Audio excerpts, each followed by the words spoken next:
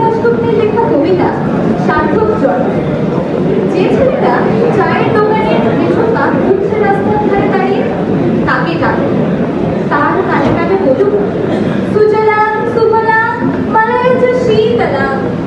হ্যাঁ, বেশ সুন্দর করে বলুন।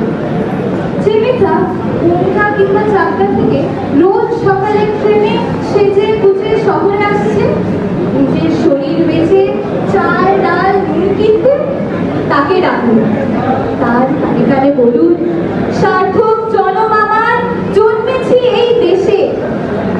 যে ছেলেটা লটারির টিকিট হাতে ঘরের দরজায় দরজায় ঘুরছে আর বলছে, বিশ্বাস করুন আমি ভদ্রলোক, আজ 10 বছর হলো আমার কারখানা বন্ধ, লক আউট, তাকে ডাকুন। তার কানে কানে বলুন, বলো বলো বলো সবে, শত বীণা বেণু রবে, ভারত আবার জগৎ সভায় শ্রেষ্ঠ আসন লবে। রাতের আকাশ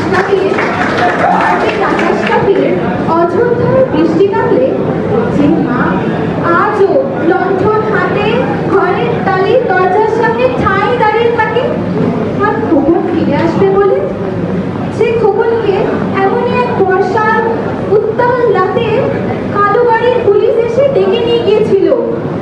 আর বরানগরের রাস্তায় ভোরের ঘুম ভাঙা কুকুর দেখেছিল যার প্রথম গুলিবিদ্ধ লাশ। সেই মাকে ডাকুন। তার কানে কানে বলুন, हम बुलबुले हैं इसके, ये गुलसिता हमारा, सारे जहां से अच्छा हिंदुसिता हमारा।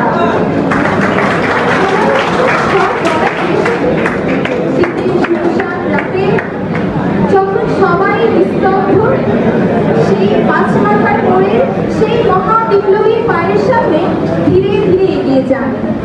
শীতের রাতে বাতাসে ফাঁকা রাস্তায় কান পাতুন, শুনতে পাবেন সেই মহা বিপ্লবীর বজ্রকণ্ঠ, আমি তোমাদের কাছে রক্ত চেয়েছিলাম তোমাদের স্বাধীনতা এনে দেবো বলে, পারিনি, কিন্তু আমি আমার সমস্ত জীবন উৎসর্গ